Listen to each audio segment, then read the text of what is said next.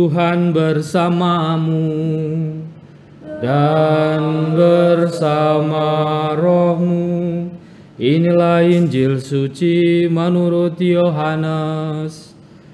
Dimuliakanlah Tuhan.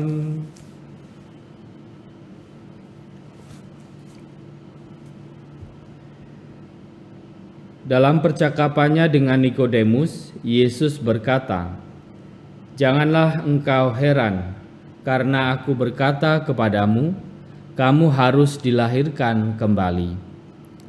Angin bertiup kemana ia mau, engkau mendengar bunyinya, tetapi engkau tidak tahu dari mana ia datang atau kemana ia pergi. Demikian halnya dengan tiap-tiap orang yang lahir dari roh." Nikodemus menjawab katanya, "Bagaimanakah mungkin hal itu terjadi?" Jawab Yesus, "Engkau adalah pengajar Israel dan engkau tidak mengerti hal-hal itu.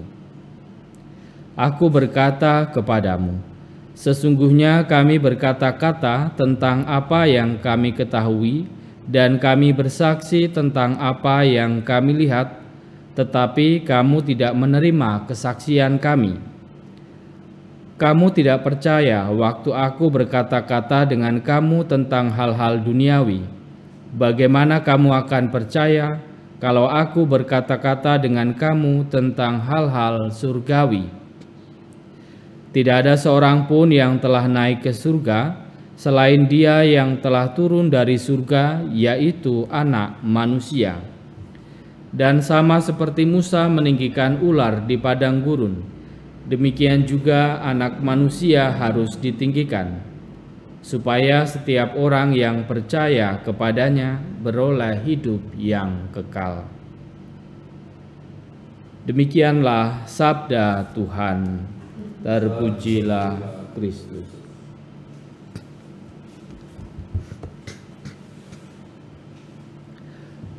Saudara dan saudari yang terkasih, bacaan Injil hari ini masih melanjutkan bacaan Injil kemarin, yaitu tentang perjumpaan dan percakapan antara Yesus dengan Nikodemus.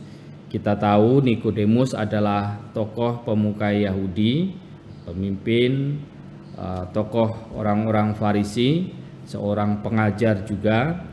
Dan dalam percakapan yang kita dengarkan dalam bacaan Injil hari ini, Yesus memberikan pesan, memberikan pengajaran, dalam pernyataannya mengatakan bahwa manusia harus dilahirkan kembali, dan Nikodemus tidak memahami apa yang dimaksudkan oleh Tuhan Yesus. Nikodemus dalam Injil bisa disimbolkan sebagai seorang yang senantiasa mencari pengetahuan, sebagai orang yang senantiasa ingin mengenal Yesus walaupun tidak sepenuhnya memahami apa yang diajarkan Yesus.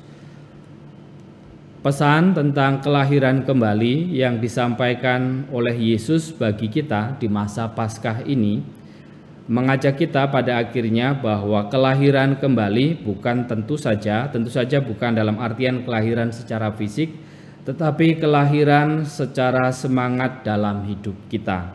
Kelahiran kembali di masa Paskah menjadi kesempatan atau peristiwa Paskah membawa kelahiran baru dalam kehidupan kita, dalam artian bagaimana kita sebagai orang-orang Kristiani, sebagai orang-orang Katolik, sebagai pengikut-pengikut Kristus, Paskah seharusnya menjadi kesempatan bagi kita untuk dilahirkan kembali, memiliki semangat hidup yang baru, memiliki sukacita yang baru, memiliki semangat hidup menghidupi iman kita dengan cara yang berbeda ketika kita sebelum memasuki masa Paskah.